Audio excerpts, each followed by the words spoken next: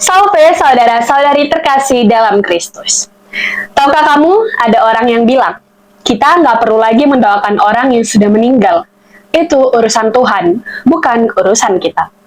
Tapi benarkah doa kita sama sekali tidak berguna bagi mereka? Di video kali ini, kita akan membahas mengapa Gereja Katolik tetap mengajarkan pentingnya mendoakan jiwa-jiwa orang yang sudah meninggal dan bagaimana doa itu menjadi wujud kasih yang melampaui maut. Yuk, tonton sampai akhir supaya kita semakin memahami indahnya kasih Kristus yang mempersatukan kita semua, bahkan melampaui batas kematian.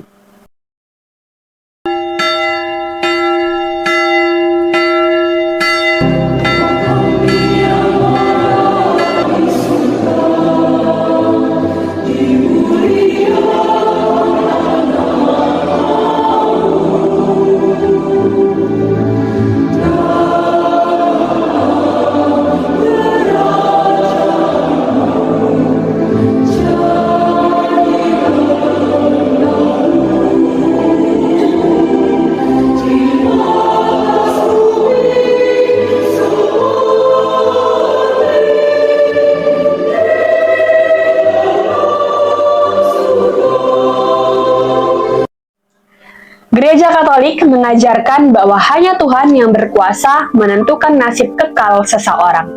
Apakah masuk surga, neraka, atau dimurnikan terlebih dahulu di api penyucian.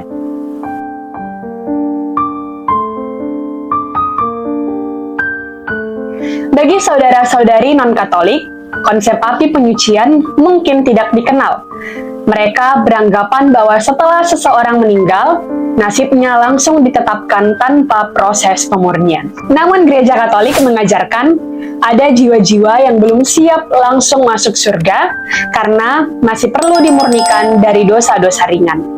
Disinilah peran api penyucian, tempat pemurnian rohani bagi jiwa-jiwa yang sedang disucikan oleh kasih Tuhan.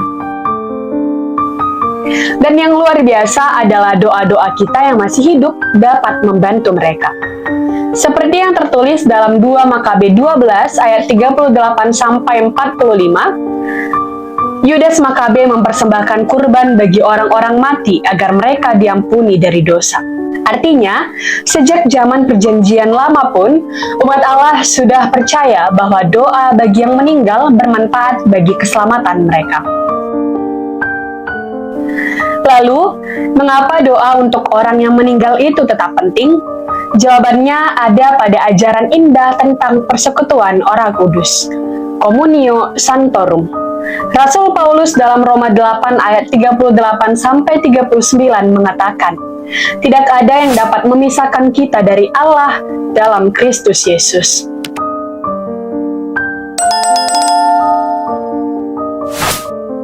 Artinya, bahkan maut pun tidak memutuskan ikatan kasih Allah antara kita yang hidup, mereka yang sudah dimurnikan, dan para kudus di surga. Kita semua adalah bagian dari satu tubuh Kristus. Karena itu, gereja mengajarkan bahwa ada 3 status gereja. Gereja yang masih berziarah di dunia, yaitu kita, gereja yang berjaya di surga, para roh kudus, gereja yang sedang dimurnikan di api penyucian. Dan sebagai satu keluarga besar dalam Kristus, kita saling menolong dalam doa dan kasih.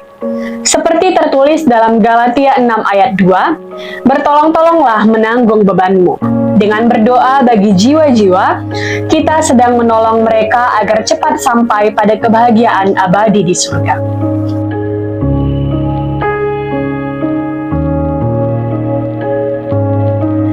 Tradisi mendoakan orang yang meninggal bukanlah hal baru.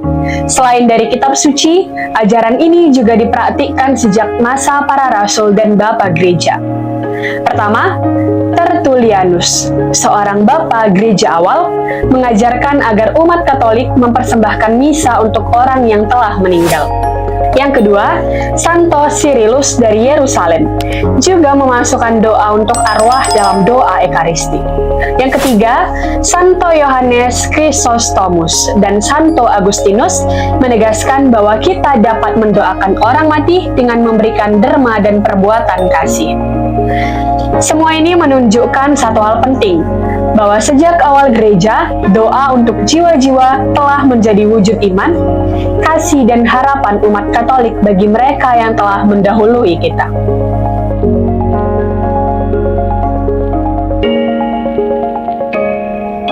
Gereja Katolik mengajarkan ada banyak cara untuk membantu jiwa-jiwa di api penyucian, yaitu antara lain dengan doa pribadi dan rosario, misa kudus yang merupakan kurban paling luhur, indulgensi dan perbuatan kasih seperti derma dan amal.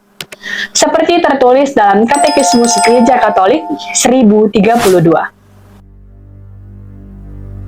Sudah sejak zaman dahulu, gereja menghargai peringatan orang mati dan mempersembahkan doa serta kurban ekaristi untuk mereka, supaya mereka disucikan dan dapat memandang Allah. Dengan berdoa bagi mereka, kita sedang mengamalkan kasih yang tulus, kasih yang tidak berhenti hanya karena kematian. Dan jangan lupa, doa itu tidak pernah sia-sia. Kalau yang kita doakan ternyata sudah di surga. Doa kita menjadi pujian dan rasa syukur kepada Allah. Kalau mereka masih dimurnikan, doa kita menjadi bantuan nyata bagi jiwa mereka. Dan kalau mereka sudah menolak Tuhan, doa kita tetap menjadi tanda kasih dan iman yang tulus.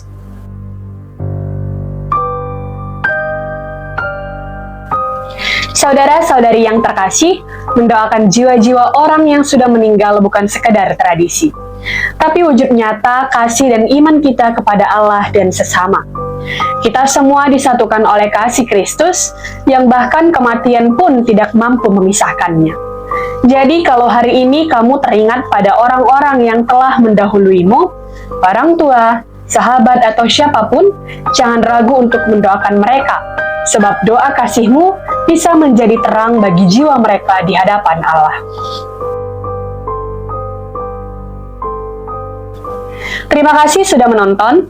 Kalau kamu merasa video ini bermanfaat, jangan lupa klik like, share ke teman-temanmu, dan subscribe channel Aku Katolik, supaya semakin banyak orang mengenal keindahan iman Katolik yang sejati.